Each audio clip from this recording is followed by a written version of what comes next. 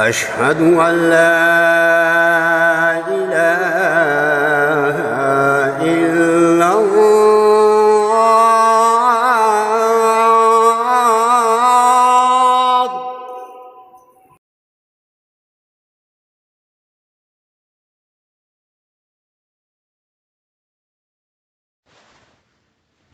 اعوذ باللہ من الشیطان الرجیم، بسم اللہ الرحمن الرحیم، لا الہ الا اللہ محمد رسول اللہ صلی اللہ علیہ یا رسول اللہ صلی اللہ تعالی علیہ وسلم، نور من نور اللہ. الحمدللہ رب العالمین الرحمن الرحیم مالک یوم الدین، ایاک نعبد و ایاک نستعین، اہدنا الصراط المستقیم صراط الذین انعمت علیہم غیر المغضوب علیہم ولا الضالین، آمین. قل هو الله احد الله الصمد لم يلد ولم يولد ولم يكن له كفوا احد. قل هو الله احد الله الصمد لم يلد ولم يولد ولم يكن له كفوا احد.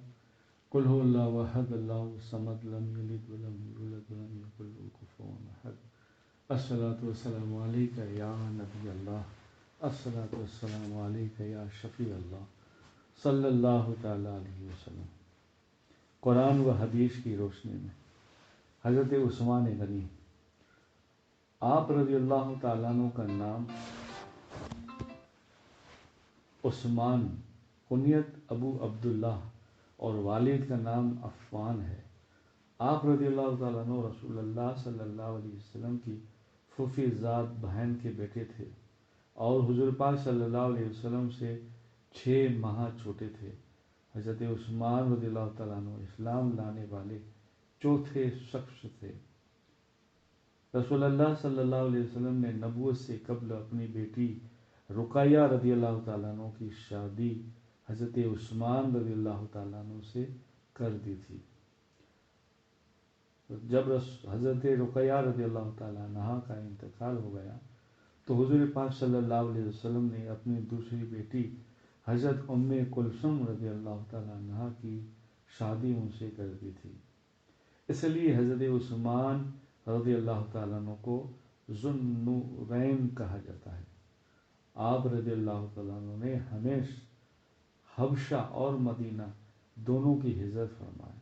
جس طرح آپ رضی اللہ تعالیٰ عنہ صحابہ کرام میں بہت مالدار تھے، اسی طرح سب سے زیادہ سخی اور خدا کی راہ میں خرچ کرنے والے تھے. حضرت عمر فاروق رضی اللہ تعالیٰ عنہ کے انتقال وفات کے بعد یکم المحرم سن ہجری 24 صحابہ کرام نے آپس میں مشورہ کر کے حضرت عثمان غنی رضی اللہ تعالیٰ عنہ کو خلیفہ منتخب کر لیا. اس طرح آپ مسلمانوں کے تیسرے خلیفہ بنے. اللہ کی قدرت. اللہ تعالیٰ نے زمین کو پانی پر بچھایا، پھر اس پر بڑے بڑے پہاڑ ایسی حکمت سے گاڑے کہ اس کا جتنا حصہ زمین کے اوپر ہے اس سے کئی زیادہ زمین کے نیچے ہے. ان پہاڑوں نے زمین کو ہلنے سے روک رکھا ہے. اگر یہ پہاڑ نہ ہوتے تو زمین پر اتنے زلزلے آتے ہیں کہ زمین کا سارا نظام درہم برہم ہو جاتا. لیکن اللہ تعالیٰ کی ہی ذات ہے جس نے زمین کو پہاڑوں کی قلوں سے باندھ رکھا ہے. اللہ تعالیٰ نے قرآن میں فرمایا ہے، کیا ہم نے زمین کو فرش اور پہاڑ کو قلعے نہیں بنایا؟ کیا تم بغیر ستون کو آسمان کو دیکھتے نہیں ہو؟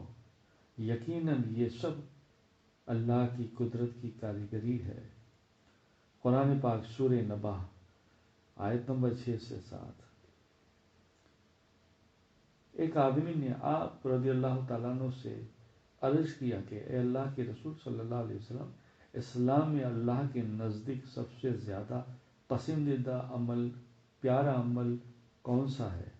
آپ صلی اللہ علیہ وسلم نے فرمایا، نماز کو اس کے وقت پر ادا کرنا، اور جو شخص نماز کو جان بوجھ کر چھوڑ دے اس کا کوئی دین نہیں ہے، اور نماز دین کا ستون ہے.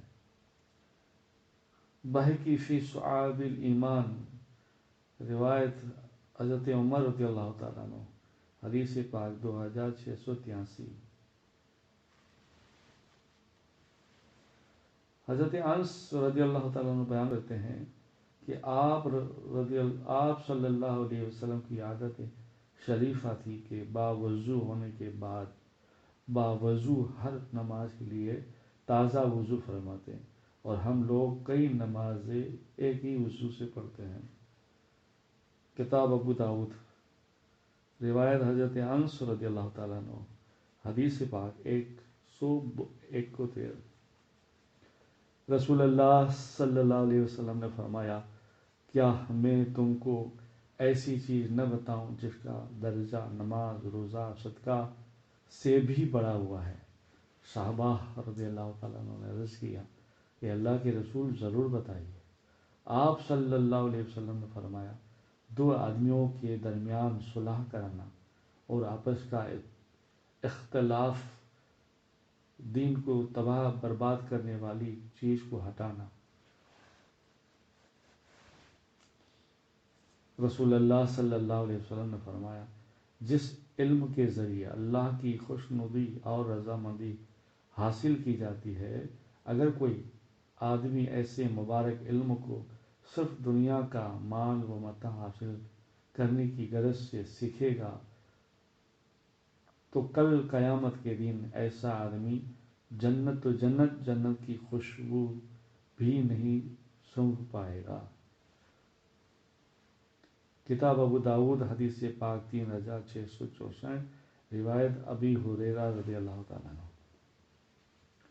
رسول اللہ صلی اللہ علیہ وسلم نے فرمایا، جس نے اپنی دنیا سے محبت کی اس نے اپنی آخرت کا نقصان کیا، اور جس نے آخرت سے محبت کی اس نے اپنی دنیا کا نقصان کیا۔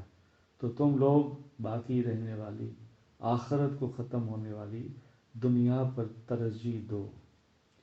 کتاب مسند احمد، روایت ان ابی موسیٰ رضی اللہ تعالیٰ عنہ۔ قرآن میں اللہ تعالیٰ فرماتا ہے کہ وہ دن قابل ذکر ہے جس دن سور پھونکا جائے گا تو زمین و آسمان میں جتنے فرشتے اور انسان وغیرہ ہیں سب گھبرا جائیں گے، مگر جس کو خدا چاہے گا وہ اس گھبراہٹ سے محفوظ رہے گا، اور اللہ تعالیٰ کے سامنے سب عزیز بن کر حاضر ہوں گے، اور تم پہاڑوں کو دیکھ کر یہ خیال کرتے ہو کہ یہ جمے رہیں، حالانکہ وہ قیامت کے دن بادلوں کی طرح اڑتے پھریں گے۔ قرآن پاک، سورہ نمل، آیت نمبر 86 سے 88 تک۔ حضرت ماں عائشہ صدیقہ رضی اللہ تعالیٰ عنہ فرماتی ہے کہ جب میری والدہ نے مجھے رسول اللہ صلی اللہ علیہ وسلم کے پاس رخصت کرنے کا ارادہ کیا تو میرے دبلے پن کا علاج کرنے لگی، مگر کوئی علاج کارگر نہ ہوا۔ پھر میں نے تر کھجوروں کے ساتھ ککڑی کھانا شروع کیا تو میں معتدل جسم والی ہو گئی، یعنی دبلا پن ختم ہو گیا۔ کتاب ابن ماجہ، حدیث پاک 3324۔ قرآن میں اللہ تعالیٰ فرماتا ہے، اللہ تعالیٰ کے احکام کو ہنسی کھیل نہ بناؤ، اور اللہ تعالیٰ نے تم پر جو احسان کیا ہے ان کو یاد رکھو، اور اس کا احسان بھی یاد کرتے رہو کہ اس نے تم پر کتاب یعنی قرآن اور عقل و حکمت کی باتیں اتاری تاکہ ان کے ذریعے تمہیں نصیحت فرمائیں، اور اللہ سے ڈرتے رہو، یقین جانو اللہ تعالی ہر چیز کو جانتا ہے۔ قرآن پاک، سورہ بقرہ، آیت نمبر 231۔ اللہم صلی علی محمد وعلی آل محمد وعلی